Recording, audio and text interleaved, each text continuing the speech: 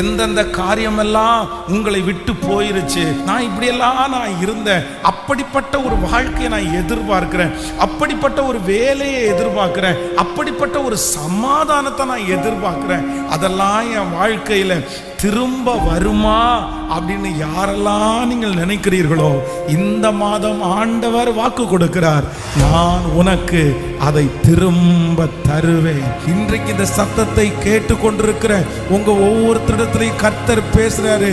நீ கலங்க வேண்டாம், நீ பயப்பட வேண்டாம், நான் உனக்கு சகல காரியத்தையும் திரும்ப தருவேன் என்று கர்த்தர் வாக்கு கொடுக்கிறார். என் பிள்ளைகள் இழந்து போன சகல காரியத்தையும் இந்த மாதம் கர்த்தர் திரும்ப தருகிற மாதம்.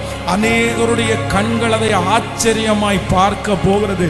இனி இவனுக்கு பலன் இல்லை என்று நினைத்த அநேகருக்கு முன்பாக நமக்கு திரும்ப கொடுத்து நம்மை கனப்படுத்துகிற கர்த்தர்